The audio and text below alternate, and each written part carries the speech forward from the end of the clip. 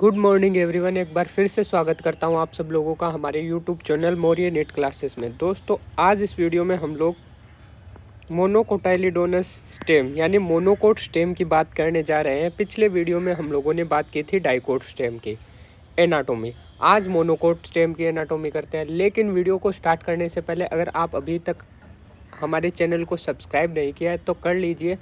Video को like और share करना ना भूलें। चलिए बिना देरी के स्टार्ट करते हैं मोनोकोट स्टेम।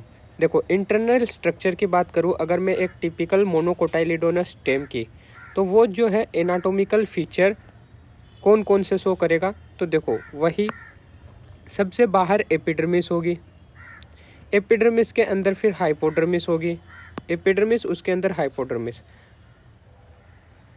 ग्राउंड टिश्यू जो होगा वो पूरा फैला हुआ होगा और उसके अंदर वेस्कुलर बंडल जो है वो स्कैटर्ड होंगे। जबकि डाइकोट स्टेम में हम लोगों ने देखा था कि जो वेस्कुलर बंडल थे वो वेस्कुलर बंडल ऐसे रिंग में अरेंज थे। रिंग में अरेंज थे ना, वेस्कुलर बंडल ऐसे रिंग में अरेंज थे। और इसके बाहर जो था पेरिसाइकल के बाहर क्या था, एंडोडर्मिस, कोर्टेक्स, हाइपोडर्मिस और एपिडर्मिस, है ना। मोनोकोट स्टेम में क्या है, मोनोकोट स्टेम की खास बात यह है कि जो वेस्कुलर बंडल है वो स्केटर्ड रहते हैं, फैले हुए रहते हैं। और कहाँ फैले हुए रहते हैं, तो ग्राउंड टिश्यू में फैले हुए रहते हैं। क्लियर है। देखो इसमें देखो, सबसे बाहरी layer epidermis, outer most epidermis ही होती है, वो चाहे फिर मोनोकोट हो या डाइकोट। फिर उसके नीचे हाइपोडर्मिस। हाइपोडर्मिस जो वो स्टेम का करेक्टर है। किसका करेक्टर है, स्टेम का। रूट के अंदर ओनली जनरल कोर्टेक्स प्रेजेंट होता है, हाइपोडर्मिस नहीं होती है ना। तो हाइपोडर्मिस है। अब हाइपोडर्मिस अगर मैं डाइकोट की बात करूँ तो वहाँ हम लोगों ने बात की थी कि कोलेन काइमा का बना हुआ होता है ना। किसका बना हुआ होता है, कोलेन काइमा का। जबकि मोनोकोट के अंदर हम लोगों ने बात कर ली थी वहीं पे पिछले वीडियो में। अगर आपने वो वीडियो नहीं देखा है तो जाके देख सकते हैं। मोनोकोट में ये बना होता है स्क्लेरेन काइमा का। ये खास पॉइंट है भैया हाइपोडर्मिस का, ध्यान रखना कि मोनोकोट के अंदर स्क्लेरेन काइमा का बना हुआ होता है जो कि डेड सेल है, और डाइकोट में कोलेन काइमा जो कि लिविंग सेल है। ये डेड मैकेनिकल टिश्यू है, ये लिविंग मैकेनिकल टिश्यू है। ठीक है। उसके बाद देखो वेस्कुलर बंडल दिखाए हुए हैं आप लोगों को, है ना। ये वेस्कुलर बंडल दिखाए हुए हैं, ठीक है। जिसके अंदर तुम्हें ये वाला पोर्शन फ्लोएम और ये वाला पोर्शन जो है वो जाइलम दिखा रखा है। ठीक है। तो जाइलम और फ्लोएम आप लोगों को दिखाया हुआ है। और ये पूरा जो ग्रीन सेल से दिखाया हुआ है, जितना भी दिखाया हुआ है, ये पूरा ग्राउंड टिश्यू है। क्लियर है। स्टार्ट करें। चलिए बिना देरी के हम लोग स्टार्ट करते हैं।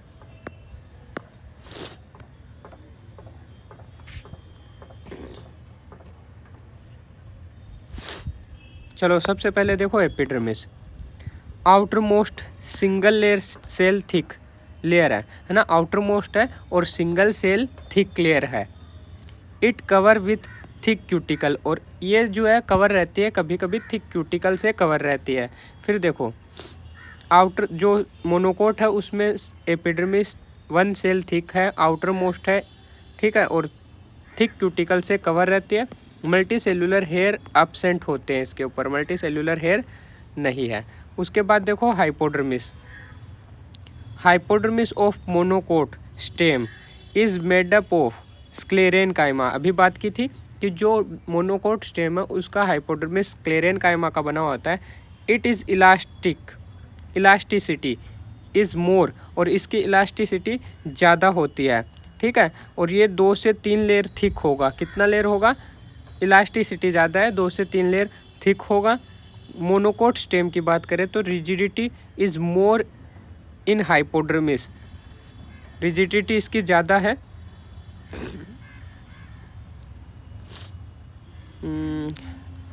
ठीक है, इसकी रिजिडिटी ज़्यादा है। फिर देखो whereas in dicot stem, dicot stem की बात करें it provide mechanical support. Dicot stem में ये मैकेनिकल सपोर्ट प्रोवाइड करता है ना, टू द प्लांट। फिर देखो, और यहाँ रिजिड ज़्यादा है, टफ ज़्यादा है, हार्ड ज़्यादा है ना। उसके बाद देखो ground tissue.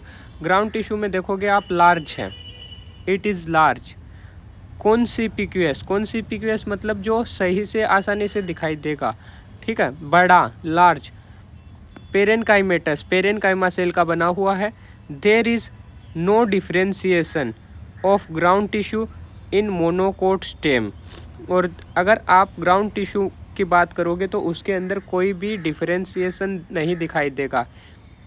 It mean ground tissue is not differentiated. इसका मतलब है कि ग्राउंड टिश्यू जो है वो यहाँ डिफ्रेंशिएटेड नहीं है into general cortex, endodermis, pericycle, pith और मेड्यूलरी रे में, जो कि अपन ने मोनोकोट में अभी डायग्राम देखा तो उसमें हमें ना ही पिथ दिखा, ना ही मेड्यूलरी रे दिखी, ना ही पेरिसाइकल, ना ही एंडोडर्मिस, ना ही जनरल कॉर्टेक्स दिखा, है ना। पूरा जो ग्राउंड टिश्यू है वो फैला हुआ है, जबकि डाइकोट में ये सारी चीज़ें थी, है ना। तो इसके अंदर ये डिफ्रेंशिएट नहीं है, ठीक है। उसके बाद नेक्स्ट पॉइंट देखो, वेस्कुलर बंडल की बात करते हैं।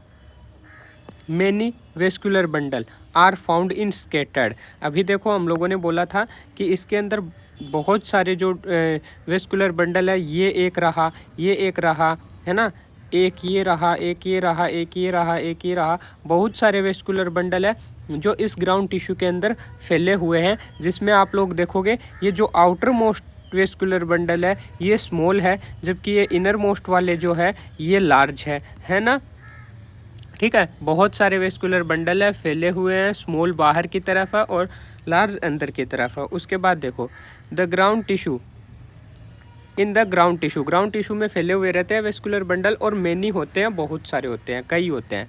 Vascular bundle are generally oval, एक शेप होते हैं जनरली, ठीक है।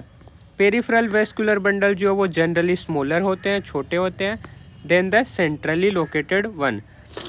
फिर उसके बाद देखो next point, vascular bundle which are situated toward the centre. जो वेस्कुलर बंडल सेंटर की तरफ है आर लार्ज इन साइज, वो साइज में बड़े हैं, एंड लेस इन नंबर, लेकिन नंबर में कम है।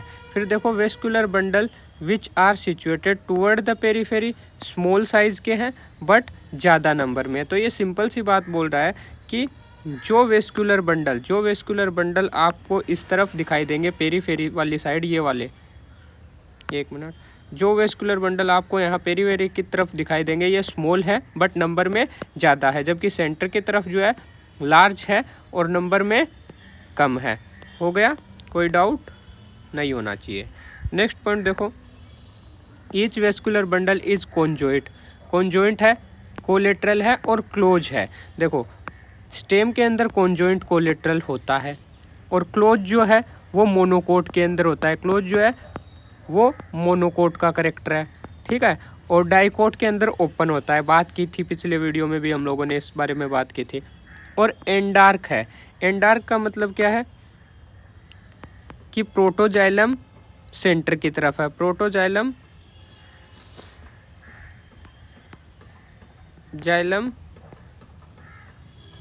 जाइलम सेंटर की तरफ हो।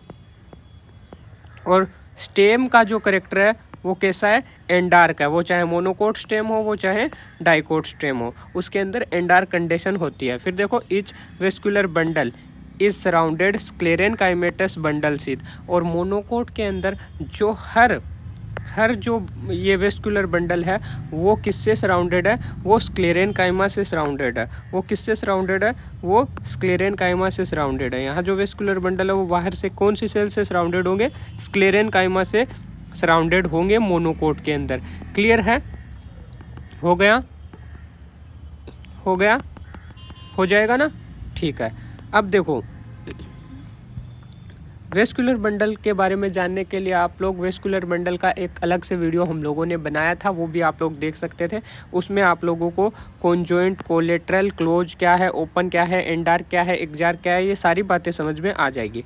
उसके बाद देखो water containing cavity are present within the vascular bundle. इनकी जो वेस्कुलर बंडल है उसमें वाटर कंटेनिंग केविटी प्रेजेंट होती है। देखो इसमें कुछ जगह पर जो है कुछ केविटी होती है जो कि वाटर कंटेनिंग केविटी है ना। कुछ केविटी है जो कि वाटर कंटेनिंग केविटी है,